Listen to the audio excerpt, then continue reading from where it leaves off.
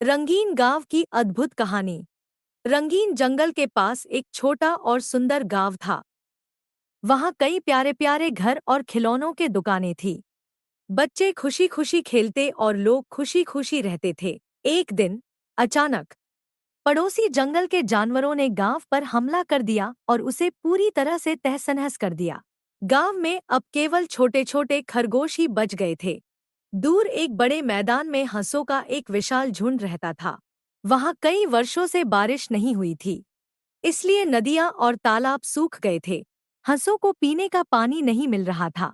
एक दिन पानी की तलाश में हंसों का झुंड खरगोशों के गांव में आ पहुंचा। जब वे उस गांव से गुजर रहे थे तो उनके बड़े पंखों और पैरों के नीचे दबकर कई छोटे छोटे खरगोश मारे गए। खरगोशों के राजा ने जब अपने प्रजाजनों की मौत की खबर सुनी तो वह बहुत उदास हो गया। उसने तुरंत सभी खरगोशों की सभा बुलाई। एक बूढ़े और समझदार खरगोश ने सुझाव दिया कि उन्हें हंसों के राजा से विनती करनी चाहिए कि वे उनके गांव से न गुजरें। कुछ खरगोश उस झील पर पहुंचे जहां हंस नहा रहे थे। उनमें से एक ने हिम्मत बटोरी और हंसों के राजा से कहा, महाराज, आप बड़े और शक्तिशाली हैं।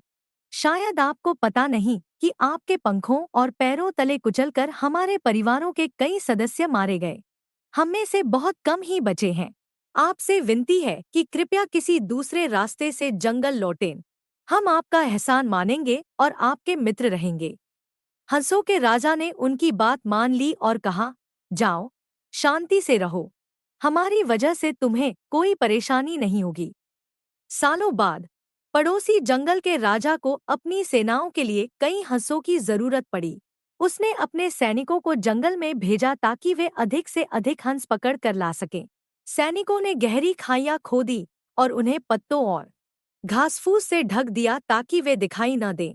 कई हंस उन खाइयों में गिरकर पकड़े गए। उन्हें खाइयों से बाहर निकालकर मजबूत रस्सियों से बांध दिया गया। इसके बाद सैनिक सुस्ताने बैठे और उनकी आंख लग गई। एक हंस जाल में फंसने से बच गया था। हंसों के राजा ने उसे खरगोश दोस्तों के पास मदद मांगने भेज दिया। हंस राजा का संदेश मिलते ही सारे खरगोश जंगल की ओर दौड़े। उन्होंने अपने तीखे दांतों से मोटी रस्सियां काट दी और सारे हंसों को आजाद कर दिया। हंसों के राजा ने उन्हें समय पर मदद देने के लिए बहुत बहुत धन्यवाद दिया। इसके बाद उनकी मित्रता और भी पक्की हो गई। नए रंगीन गांव की वापसी।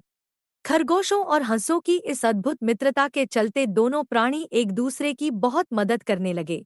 हंसों ने अपनी उड़ान भरकर आसमान से बारिश की बूंदें लाने की कोशिश की, जिससे मैदान फिर से हरा भरा हो गया।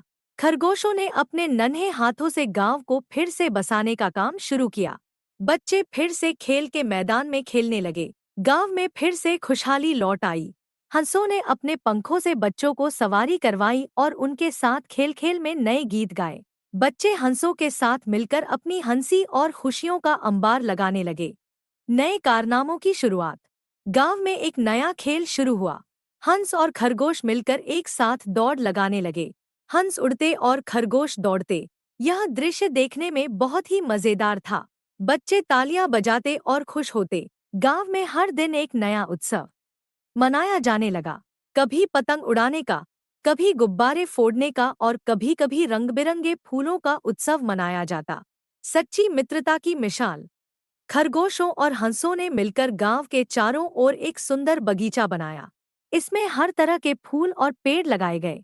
जब भी कोई नया प्राणी गांव में आता तो वह इस बगीचे की सुंदरता देखकर दंग रह जाता। खरगोश और हंस मिलकर उनका स्वागत करते और अपनी मित्रता की कहानी सुनाते। सीखने का सिलसिला। खरगोशों ने हंसों से उड़ान के बारे में और हंसों ने खरगोशों से दौड़ने के गुर सीखे। बच्चे इन कहानियों को सुनते और सीखते। गांव में एक नया पाठशाला खोला गया, जहां हंस और खरगोश मिलकर बच्चों को नई नई बातें सिखाते। शिक्षा। सच्ची मित्रता का महत्व। इस कहानी से यह शिक्षा मिलती है कि सच्ची मित्रता न केवल मददगार होती है, बल्कि यह लोगों को एक दूसरे के और भी करीब लाती है। यह एक ऐसा संबंध है जो हर मुश्किल घड़ी में काम आता है और हमें हमेशा साथ खड़ा होने की प्रेरणा देता है। खुशियों का नया अध्याय। गांव में हर दिन एक नया उत्सव होता। बच्चे, हंस और खरगोश मिलकर खुशियों की धुन पर नाचते गाते। गांव के लोग हर शाम को एक साथ इकट्ठा होते और अपनी कहानियां और अनुभव साझा करते।